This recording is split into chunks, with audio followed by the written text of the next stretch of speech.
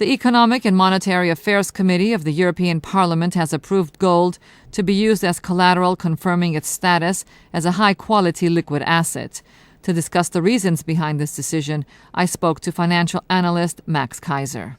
Well, the European Parliament, of course, works very closely with the international banking community, and they have now made a motion to allow for gold to be accepted as payment for the debts that were fraudulently induced to begin with in a country like Greece.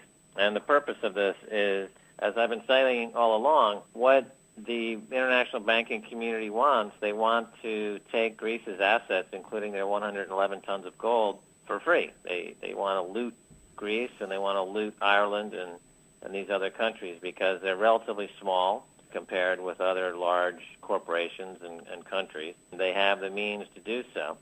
So they're simply looting these countries. And so this ruling is I think, should stand out to anybody who doubts that the purpose of the austerity measures and the purpose of the government of Greece getting into bed with the bankers and signing on to the memorandum is to simply loot the country of its assets, including its gold.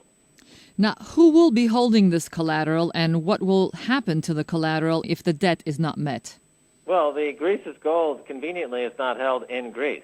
It's held in banks outside of Greece. So they'll simply reassign the ownership to somebody else. Now, in the 70s, the United States opened the path for leaving the gold standard. Is there a case to be made for going back to the gold standard after this decision?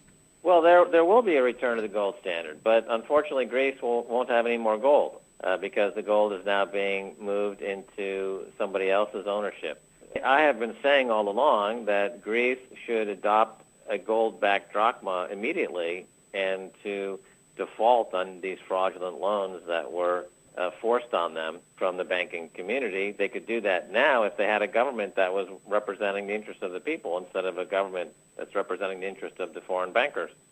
What can the Greek people do to overturn this situation?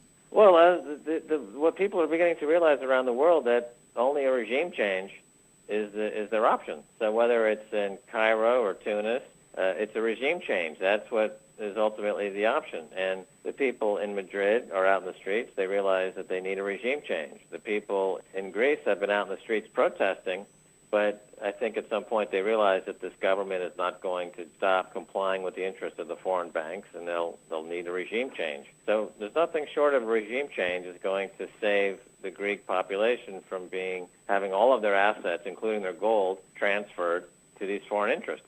Now, the European Union is putting pressure on the Greek government to reach political consensus with the opposition parties, or else the fifth installment of the bailout loan will not be given to Greece. Why are they seeking this political consensus? It's simply there. It's a kabuki theater. It's a puppet show. It's meaningless. There's no debt. The debt doesn't exist.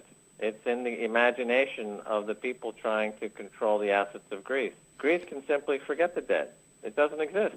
Just like Iceland proved this. You can just say to the bankers, we don't recognize your debt. And the country went through 2 years of economic turmoil, and now they're growing again, but they maintain their sovereignty.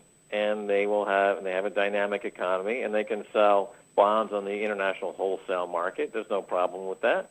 This threat that if Greece defaults, they'll be a pariah, that they'll never sell bonds on the market again, it's false. It's a false claim, and Iceland proves how false that claim is. And what will happen if Greece does not get the fifth installment of this loan? Greece is basically, unless the people rise up and seek a regime change, they are simply being bought and sold, the entire country, like a plaything on Wall Street. It's only a $300 billion economy. It's not even half the size of Walmart, or Walmart I think is worth $400 billion.